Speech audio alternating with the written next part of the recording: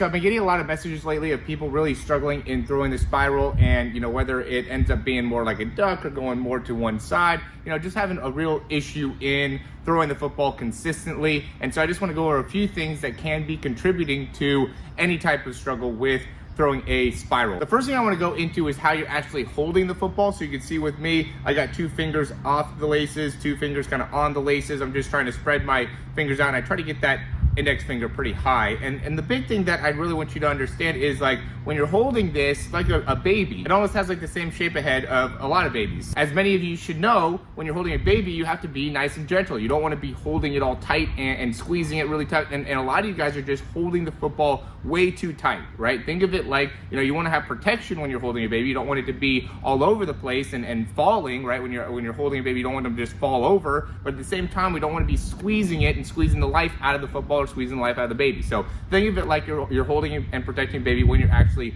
holding onto the ball. The next big thing is going to be the arm path, and this is really important because I see a lot of people mess this up, and really what ends up being the biggest problem, I think, is the consistency of the arm action. So when you're going through the throw, there wants to be a consistent kind of arm action that we're going through, or one consistent motion, right? So the more that we end up going here or here, so the further we kind of get off of this path, the ball path, then the more difficulty there is going to be in throwing a consistent spiral. And that ends up being the biggest thing, is that, when you're not throwing a spiral consistently, it's because you're changing up the mechanics. So sometimes, when you're trying to make some specific adjustments within your mechanics, it's actually a good thing to see some degree of change within your spiral, because that means you're actually making change within your mechanics. But if you're somebody who is just trying to work on throwing a consistent spiral, then I would say that there is too much difference between one throw to the next in terms of your mechanics, which is making it so you're struggling with throwing consistent spiral. And then if that ends up being the case, which probably a big part of that is that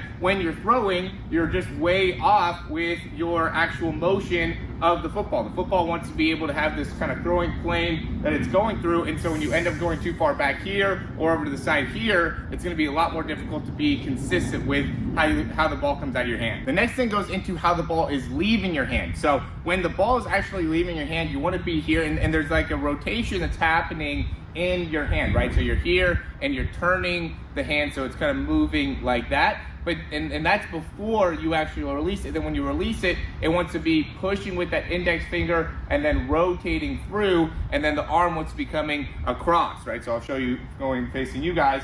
So it's here, right? We're bringing the ball here. I'm rotating so the nose of the football is facing straight ahead. I'm getting that elbow to come all the way through, and then I have that nose of the football facing towards you. And then from here, I'm pushing with my index finger.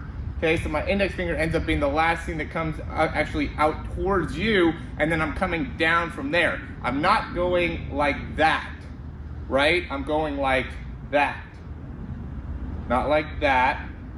Like that, as I'm actually releasing the ball. And so those are really the 3 main things that go into it, and there's a lot of people that I would say you probably are doing all 3 of those things. You're probably holding the football too hard. You're probably not getting the ball in a consistent throwing plane, right? You're getting it too far off to the side and not keeping that ball on that consistent plane. And when you're real quick, when you do that, there are going to be some slight times where the ball's not going to go perfectly in that alignment, but it wants to be able to, if it's off for a second, it wants to be right back onto that plane. You just want to have a lot of time where, like, the ball is back behind your head, or you don't want to be releasing with the ball way out away from your body either.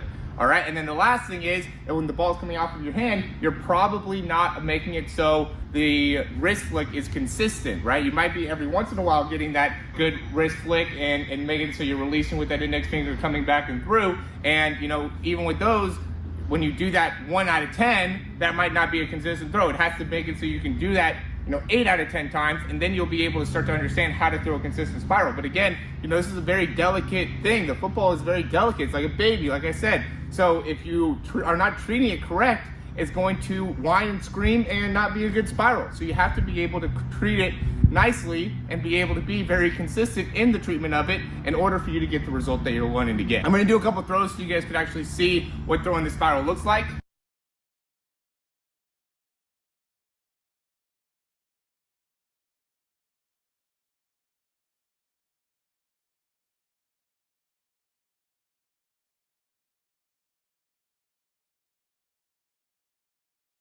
All right, and those are going to be the 3 keys of throwing a consistent spiral. Again, if you like the information, click that thumbs up down below, subscribe to the channel. That really helps us out a ton.